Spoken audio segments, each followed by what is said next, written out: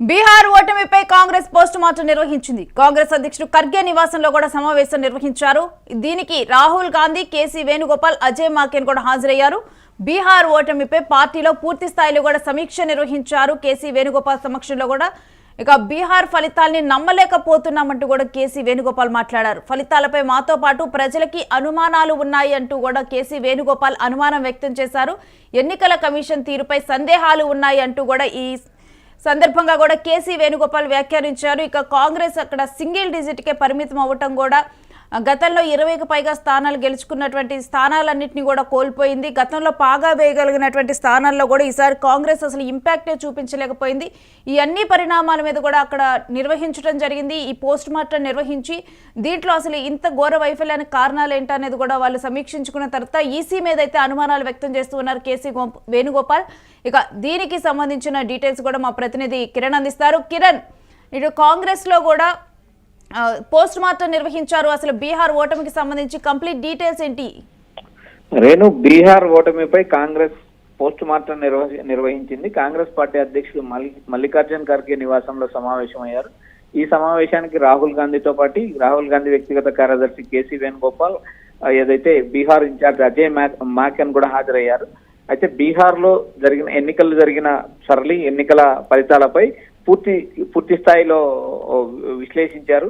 అదేవిధంగా ఏదైతే బీహార్ రాష్ట్రంలో జరిగిన ఓటమిపై చాలాసేపు చర్చించడం జరిగింది. ఈ చర్చలో ఈ బీహార్ ఫలితాన్ని నమ్మలేకపోతున్నామంటూ కేసీ వేణుగోపాల్ వ్యాఖ్యానించారు. కేసీ వేణుగోపాల్ వ్యాఖ్యలు రాహుల్ గాంధీ వ్యాఖ్యలు అనుకోవాలి మనం. ఈ ఫలితాలపై ప్రజలతో పాటు పార్టీలకు కూడా అనుమానాలు ఉన్నాయి. ఏదైతే ఎన్నికల కమిషనర్ పనితీరు కూడా ఎన్నికల కమిషన్ పనితీరు కూడా నమ్మలేని పరిస్థితిలో ఉన్నామంటూ వారు చేసిన వ్యాఖ్యలు కూడా ఒకసారి మనం పరిశీలించాలి. రేణు, ఏదైతే ఎన్నికల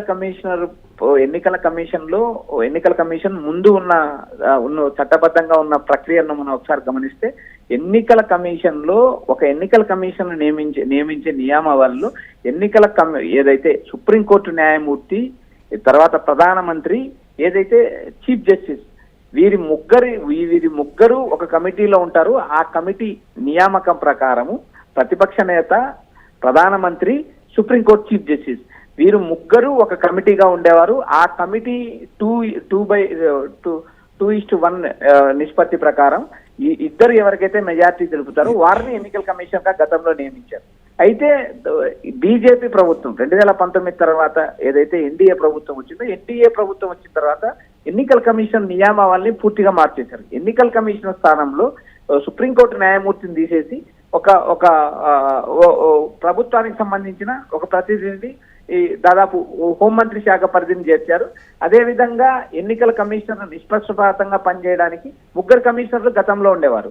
ఏదైతే బీజేపీ ప్రభుత్వం వచ్చిన తర్వాత ఎన్నికల కమిషనర్లు కేవలం ఒకరే ఉన్నారు. 2024 ఎన్నికల ముందు ఇద్దరు కమిషనర్లు ఉంటే ఒక కమిషన్ రాజీనామా చేశారు. ప్రస్తుతానికి ఎన్నికల కమిషన్ లో ముగ్గురు సభ్యులు ఉన్న చోట కేవలం ఒక సభ్యుడు ఉండడం, ఆ ఒక్క సభ్యుడు కూడా బీజేపీకి అనుకూలంగా పనిచేస్తున్నారని పదే రాహుల్ గాంధీ ఆరోపించడం, ప్రధాన ప్రతిపక్షాలు ఏదైతే దేశంలో ఉన్న ప్రాంతీయ పార్టీలు కూడా జ్ఞానేష్ కుమార్ పైన తీవ్రమైన ఆరోపణలు చేస్తున్నాయి. ఎన్నికల కమిషనర్ నిన్న ఎలక్షన్స్ లో ఓడిపోయిన తర్వాత కూడా ఈ గెలుపు అంటే బీజేపీ గెలుపు కాదు, లేకపోతే ఎన్డీఏ గెలుపు కాదు, ఇది సిఈసి గెలుపు అని అన్నారు. రేణు, ఇక్కడ రాజకీయ పార్టీలు వ్యాఖ్యలు చేయడం సర్వసాధారణం, రాజకీయాల్లో విమర్శలు చేయడం సర్వసాధారణం. అదేవిధంగా ఏదైతే ఎన్నికల కమిషన్ విజయం అంటూ దిగ్విజయ్ సింగ్ లాంటి ఏదైతే ఒక రాష్ట్రానికి ముఖ్యమంత్రిగా పనిచేసి కేంద్ర మంత్రిగా పనిచేసిన మధ్యప్రదేశ్ నేత దిగ్విజయ్ సింగ్ లాంటి వారు కూడా ఏదైతే ఇది ఎన్నికల కమిషన్ విజయం అంటూ వ్యాఖ్యానించారు. అయితే ఇక్కడ ప్రధానంగా కాంగ్రెస్ ఓటమికి ఏదైతే కారణాలు ఉన్నాయో ఆ కారణాలు విశ్లేషించాల్సిన అవసరం ఉంది. పదే ఏదైతే ఎన్నికల కమిషన్ పైన కానీ మరొకరి పైన ఆరోపణలు చేయడమే కాదు, క్షేత్రస్థాయిలో కాంగ్రెస్ పార్టీ కానీ ఆర్జేడీ ఏదైతే ఉందో తేజస్వి యాదవ్, రాహుల్ గాంధీ, తేజస్వి యాదవ్ క్షేత్రస్థాయిలో ఏమాత్రం పనిచేశారు, బీజేపీని ఢీకొట్టారా లేదా, ఏ స్థాయిలో బీజేపీ ఓటును పోలరైజేషన్ చేసింది, క్యాస్ట్ ఈక్వేషన్ ఎలా సమీకరించింది అంటూ ఇలాంటి వ్యవహారాల పైన చర్చించాల్సిన అవసరం ఉంది. ఏదైతే రాజకీయ పార్టీలు ఓడిపోయినంత మాత్రాన ఎన్నికల కమిషనర్ పైన ఎన్నికల కమిషనే బీజేపీని గెలిపిస్తుందంటూ రాహుల్ ఆరోపణలు పదే వ్యాఖ్యానించినా కూడా బీహార్ ఎన్నికల్లో ఎన్డీఏ కూటమికి వన్ సైడ్ విజయం లభించింది. ఒక రాజకీయాల్లో ఒక పార్టీ గెలవడమే ముఖ్యం కానీ ఇలా గెలిచింది అలా గెలిచింది అని చెప్పి ఎన్నికలు గెలిచి ప్రమాణ స్వీకారం చేసే తరుణంలో మాట్లాడినా కూడా అవి ఈ ప్రజల్లో యాక్సెప్టెన్సీ రాదు, వాటికి చెల్లుబాటు కావు. ఏదైతే ఈ కాంగ్రెస్ పార్టీ ఆరోపిస్తుందో ఈసీ సపోర్ట్ తోనే బీజేపీ గెలుస్తుందంటూ ఏదైతే ఉందో ఆ అంశాన్ని చట్టపరంగా కోర్టుల ద్వారా పోరాటం చేయాలి, కోర్టుల ద్వారా నిరూపించాల్సిన అవసరం ఉంది. ఇక్కడ ఎన్నికల కమిషనర్ పనితీరును వేలుపెట్టి చూపించడానికి ఆధారాలు ప్రాథమికంగా ఆధారాలు లభించదు. రాహుల్ గాంధీ చెప్పిన ఆధారాలను ఏదైతే ఈసీ జ్ఞానేష్ కుమార్ అవి కొట్టిపారేస్తున్నారు.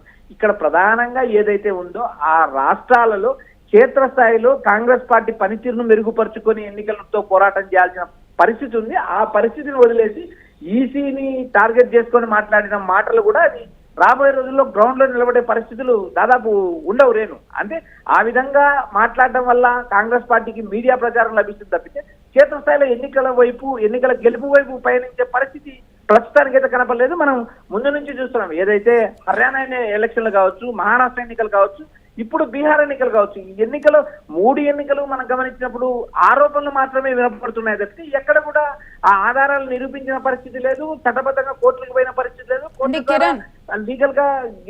లీగల్ గా ఎన్నికల కమిషన్ తప్పు చేస్తుందని నిరూపించిన అవకాశం కూడా ప్రస్తుతం కనపడలేదు. రేణు అయితే ఈ పోస్ట్ మార్టంలో కేవలం ఇప్పుడు ఎన్నికల కమిషన్ తప్పిదాలనైనా లేకపోతే తమ ద్వారా జరిగినటువంటి తప్పిదాలను కూడా గుర్తించే పనిలో పడిందా కాంగ్రెస్? రేణు ఇక్కడ ప్రధానంగా కాంగ్రెస్ పార్టీ ఈ ఎన్నికల సెలక్షన్ కమిటీ కానీ, ఎన్నికల అభ్యర్థుల సెలక్షన్ కానీ, కాంగ్రెస్ పార్టీ ఇచ్చిన హామీలు కానీ, తేజస్వి యాదవ్ ఇచ్చిన హామీలు కానీ క్షేత్ర స్థాయిలో ప్రజలకు ఏమాత్రం చేయరాయి అనే అంశాల మీద పోస్టుమార్టం చేయాల్సిన అవసరం ఉంది. ఆ అంశాలను వదిలి మిగిలిన అంశాలు ఏ అయితే ఈసీ పైన కానీ ఇంకొకరి పైన కానీ చేసిన ఆరోపణల వల్ల కాంగ్రెస్ పార్టీకి అదనంగా వచ్చే ప్రయత్నం లేదు. ఎందుకు ఓడిపోయాము, ఇంత దారుణమైన ఓటమి ఎందుకు వచ్చింది, సింగిల్ డిజిట్ 6 సీట్లకు కాంగ్రెస్ పార్టీ ఎందుకు పరిమితమైందంటూ పోస్ట్ మార్టం పదే నిర్వహించాల్సిన అవసరం ఉంది. ఎందుకంటే మహారాష్ట్ర ఎన్నికల్లో కాంగ్రెస్ పార్టీకి ఘోర పరాజయం వచ్చింది. ఏదైతే హర్యానా ఎన్నికల్లో చివరి వరకు వచ్చి చివరిలో ఓడిపోవడం జరిగింది. 4 రౌండ్ల తర్వాత 5వ రౌండ్ నుంచి బీజేపీ పుంజుకున్న పరిస్థితి ఉంది. ఏదైతే ఇక్కడ బీహార్ ఎన్నికల్లో కాంగ్రెస్ పార్టీ 60 స్థానాల్లో పోటీ చేసి దారుణమైన ఓటమి 6 స్థానాలు మాత్రమే గెలిచింది. ఇక్కడ క్షేత్రస్థాయిలో కాంగ్రెస్ పార్టీ బీహార్ ప్రజలకు ఏం కావాలనే అంశాన్ని వదిలేసి ఓట్ చోరీ అంశం కానీ ఎన్నికల ఈసీ పైన ఆరోపణలు చేసినా కూడా అవి బీహార్ ప్రజలకు, అట్టడుగు క్షేత్రస్థాయిలో ఉన్న ప్రజలకు ఈ విషయాలు ఏమీ తెలిసే పరిస్థితులు లేవు.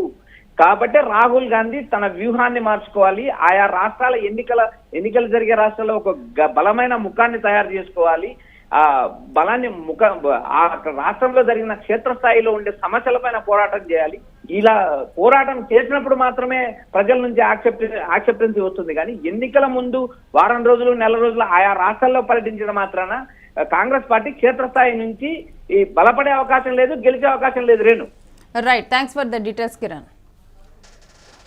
ఇక బీహార్ ఫలితాలని నమ్మలేకపోతున్నామంటూ కూడా కేసీ వేణుగోపాల్ మాట్లాడారు. ఫలితాలపై మాతో పాటు ప్రజలకి అనుమానాలు ఉన్నాయంటూ కూడా ఈసీ మీద అనుమానాలు లేవనెత్తారు. ఎన్నికల కమిషన్ తీరుపైనైతే ఇప్పుడు సందేహాలు ఉన్నాయంటూ కూడా కేసీ వేణుగోపాల్ సంచలన వ్యాఖ్యలు చేశారు. ఇక ఈ విధంగా కూడా ఇప్పుడైతే కాంగ్రెస్ మరలా కూడా పునర్సమీక్షించుకుంటుంది. ఎక్కడ తప్పిదాలు జరిగిందనేది కూడా ఒక పోస్ట్ మార్టం నిర్వహిస్తుంది. పోస్ట్ మార్టం నిర్వహించే క్రమంలో కూడా ఇక ఈసీ మీద పలు ఆరోపణలు చేస్తుంది.